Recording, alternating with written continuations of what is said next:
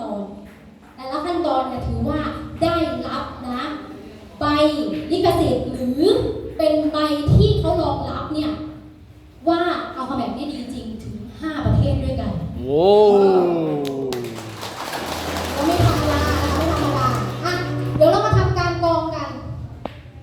ตัวนี้มันจะมีทั้งสีและกลิ่นและทีนี้เราจะมาดูว่าเอาคำแบบเขาสามารถช่วยในเรื่องของกลิ่นและสีได้จริงไหมสะอาดจริงไหมวิทยากรหล่อไหมรอขอรอยยิ้มหวานๆเลยโอเคตบมือให้เขาด้วยค่ะเราก็แค่บิดตรงนั้นนะคะแค่บิดหัวเกี่ยวฝั่งนั้นขึ้นเราก็จะได้น้ำที่สะอาดแล้วอันดับแรกนะต้องเป็นน้ำที่สะอาดก่อน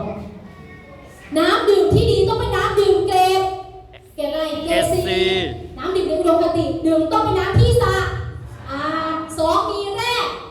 ธาตุ3มีความเป็นด่าง4โมเลกุลเล็กนะคะต้องเป็นโมเลกุลเล็กเป็นไงบ้างสะอาดไหมใช่แค่สะอาดไม่พอเดี๋ยวเราทดสอบในเรื่องของกลิ่นกันเดี๋ยวจะให้ดมก่อนว่ากลิ่นมันหายไหม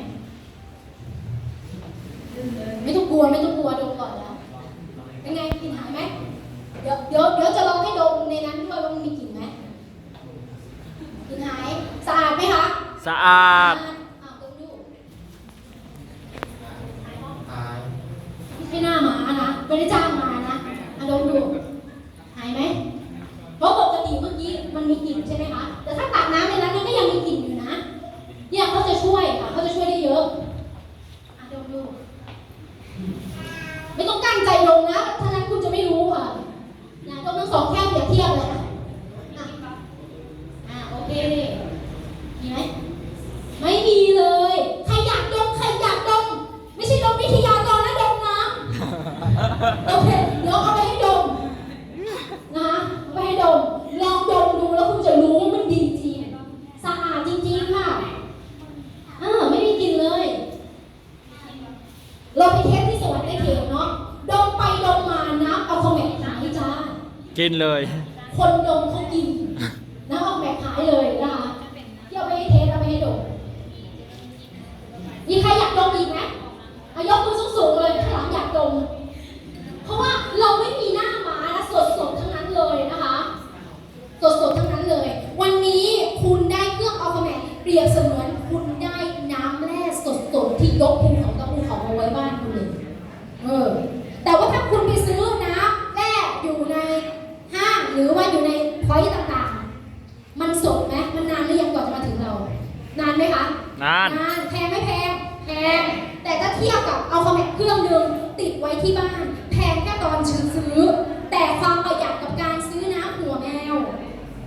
ประหยัดกับการซื้อน้ำหัวแมวหรือบางคนอาจจะซื้อน้ำถังนะคุณประหยัดเกือบ10,000 บาทนะคะเยอะไหม10,000 บาทเดี๋ยวเอาไปนำจอกันดีกว่าเนาะแบนบอกแบนมีแต่ขาเราเท่านั้นโอเคเราเทสในเรื่องของกลิ่นสีไปแล้วเรามาดูว่าตัวนี้คือคลอรีนใครไม่เชื่อดมได้ค่ะเพราะว่ามาวันนี้เรามาให้ดมโดยเฉพาะนี่คือคลอรีนข้างหน้าก็จะได้ดมเยอะหน่อยระวังเมานะคลอรีนเพราะมีใครจะลองดมไหมข้างหลังนะโอ้โหไกลแน่นอนออกมาดมข้างหน้าเลยค่ะออกมานี่เลยก็ได้เดี๋ยวจะให้สาธิตเลยในเรื่องของคลอรีนเนาะเอาเชิญปรบมือที่สู้มาด้วยมาเรามาประชันความหล่อกันออกมาเลยนี่เดี๋ยวออกมาแล้วมีรางวัลให้หลังไมค์ด้วยนะ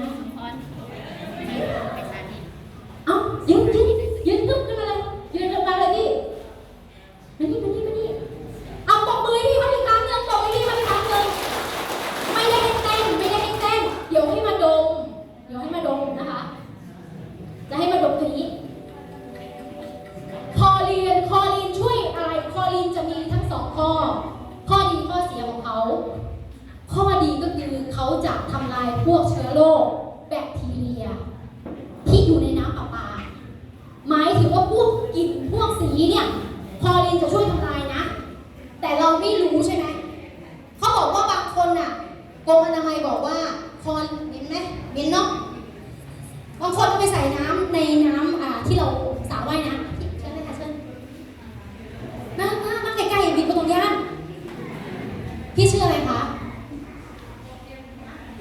พี่เย็นปรบมือให้พี่เย็นอีกครั้งหนึ่ง